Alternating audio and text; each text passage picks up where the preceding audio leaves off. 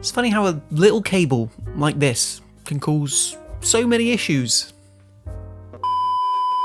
Hi everyone, it's Aaron here from Push Square, and today you find me just a week on after Jim Ryan took to the stage at CES to announce all of the exciting new prospects relating to PlayStation VR 2, the sequel.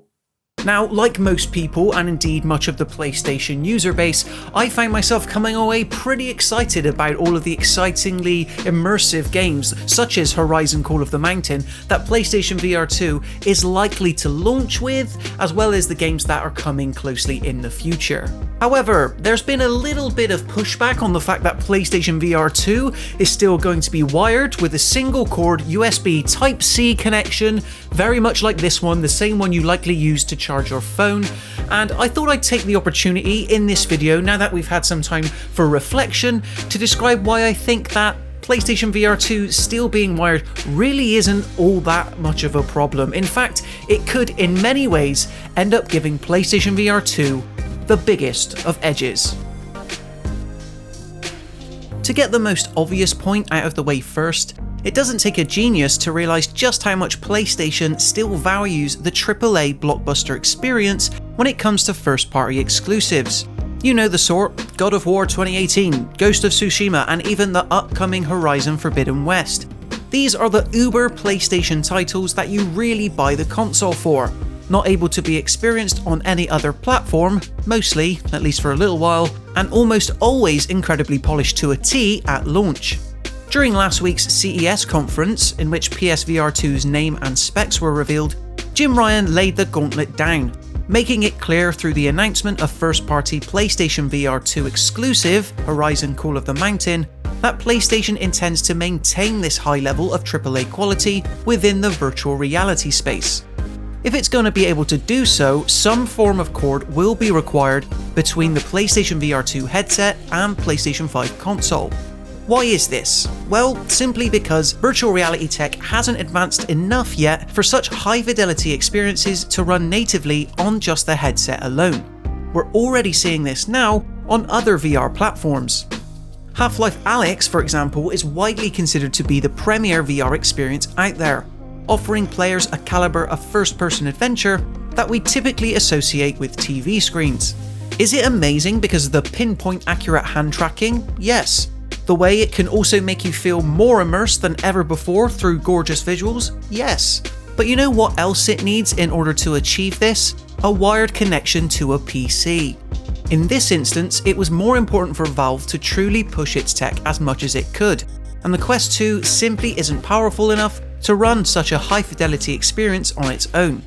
And true, while something like the recently released Resident Evil 4 VR port can run natively on something like the Quest 2, that is an almost 20-year-old game whose visuals are no longer pushing boundaries, as fun as the core experience still might be.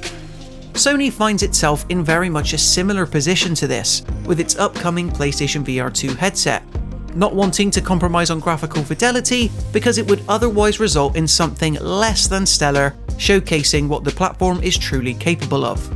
That's why a wired connection is indeed required, and arguably the best option to go for now. Not least if early adopters are truly expecting to be wowed by Horizon Call of the Mountain and Lord knows what other first-party PSVR 2 games it has cooking up. Simply put, if we want to experience the best looking, most immersive new virtual reality experiences possible, at least one cord is still required. For now, anyway. Sort of tying into that last point is the fact that PlayStation VR 2 being wired with a single USB Type-C connection means that a lot, if not most, of the processing power for these games will be offloaded onto the PlayStation 5, taking much of the strain and bulk off of the headset. Now, we haven't seen what the PSVR 2 headset itself actually looks like yet, but you'd hope that this would make for an overall design that is sleeker and much more comfortable than what it would be otherwise. It's already evident that PlayStation 5 was designed with this forthcoming VR compatibility in mind, so there's no shade in assuming that this will absolutely be the case. Okay, so a headset that doesn't weigh quite as heavy on you, or at least on the head, that alone would already be enough to warrant a single cord connection, right? Well, if not, just think about how much cheaper it will make PlayStation VR 2 to have it offload the processing onto the PlayStation 5 console.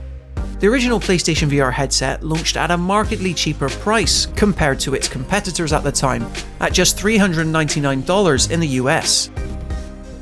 This alone was enough to make VR accessible for a boatload of the PlayStation audience than it otherwise would be. Where this price undercutting strategy fell down, however, was in winning people over to the laborious setup process, in which multiple connections and even a dedicated breakout box were necessary to get started with the original PlayStation VR. With just a single connection required though for PlayStation VR2 this time, the platform could potentially blossom, especially since PlayStation is likely to go relatively cheap again, you guessed it, thanks to the single connection to PlayStation 5 handling much of the rendering and processing load. This low cost factor simply wouldn't be possible were the PSVR2 headset entirely standalone, so the strategy should hopefully do well in terms of welcoming in more early adopters throughout the long term.